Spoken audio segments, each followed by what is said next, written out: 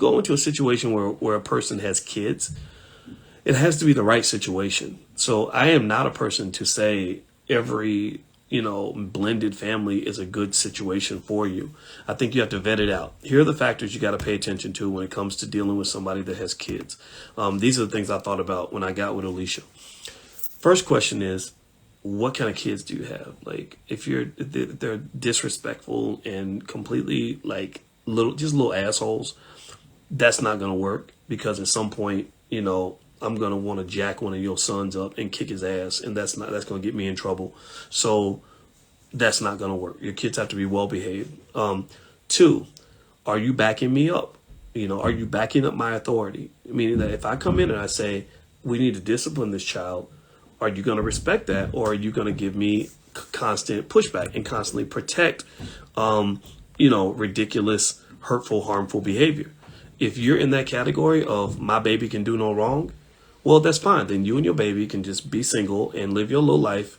And I'm not going to get involved in that. I'm not going to go into a situation where I have to take responsibility and not have any authority. I need some level of authority if I'm going to take responsibility. So that's important to understand. The third thing you look for is how many daddies are we talking about? Because every daddy you add into the equation, or every baby's mama you add into the equation, you got another variable you got to deal with. I think if there's like 2 or 3 daddies, that's the big strike that you have to be mindful of, and I hate to say that. I know somebody might, I know how things happen, right? Sometimes you just end up in that situation or whatever. But if it's more than one daddy, I think maybe it depends on sort of, the worst thing in the world is like a crazy daddy who insists on being involved. So you're not just an asshole, but you're a present asshole. Like, you're right in the middle of everything. You're judging things. You're trying to pull rank. You're trying to, force issues or whatever. If you're an asshole, I would prefer you just not be there. Like if the father's as good as dead, like if he's just literally gone and I can take over and kind of do it the way I want to do it, then that's great. It's like, cool. Like, okay, I can love this child as much as my own. I can mentor, raise this child. I love that. I've done that. I've done that with children that are in my life to this day. They came to my wedding with their father. One of my guy children, her father, unfortunately, he passed. And the other one, her dad is, I met him, I know him, but he's not really, he was never really active. And he thanked me for doing the job that he did not do. I don't respect that. I didn't understand that. I was like, well, why was I doing your job anyway? But I didn't care. It was like, great, you're out of the way. We can do this, right?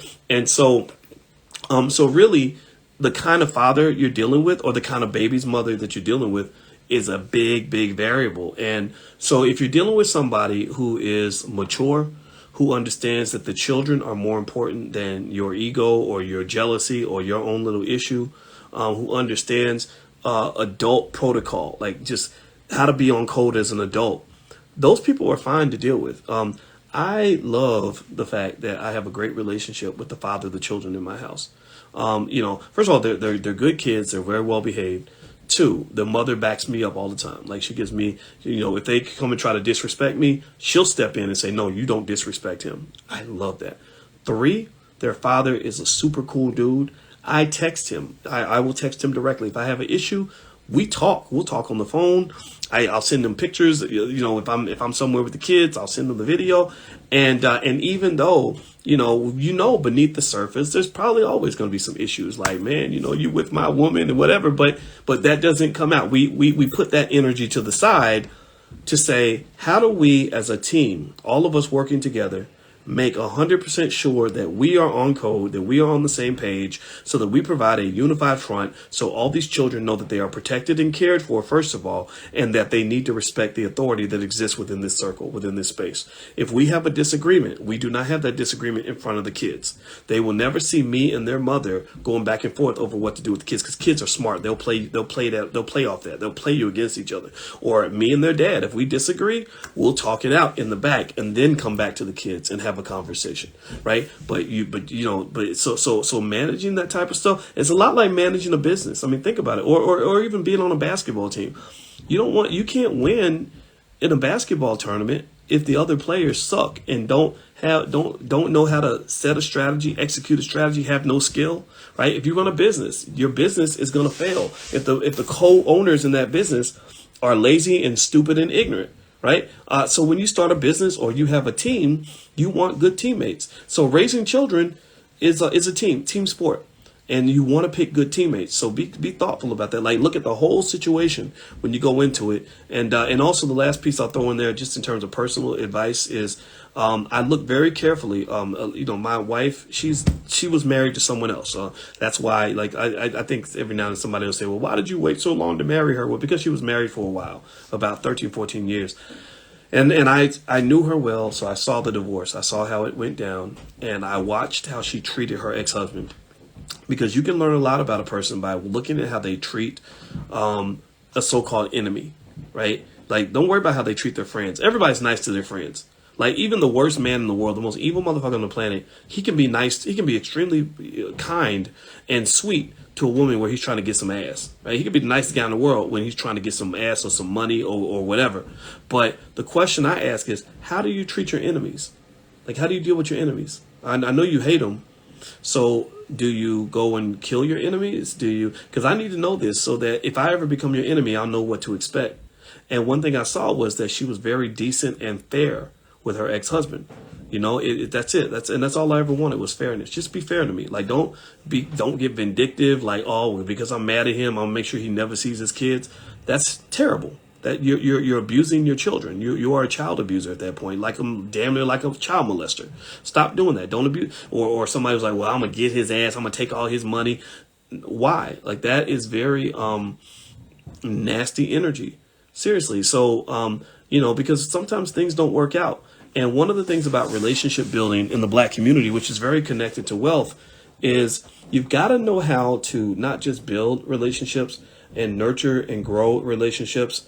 You also have to know how to repair relationships when things go wrong, and you have to know how to peacefully terminate those relationships in a way that is going to minimize the amount of loss and destruction that occurs when the termination takes place. So if you and I only know how to terminate in the middle of chaos and destruction, then that's not going to be good for either one of us. We're going to both be worse off at the end of the day, even if I think I won. Sometimes you fight people and you think you won because they lost more than you. No, you're not the winner. You didn't win shit because you spent all your time fighting instead of building. You didn't build anything. All the things you could have built together, you're not building those things, and you're destroying each other. So you didn't really win. You just weren't the biggest loser. But some people go through life like that. They think that because they weren't the biggest loser, that they were actually the winner, which really means that your mindset is too small for success, because all you do is you measure your success by comparing yourself to other people.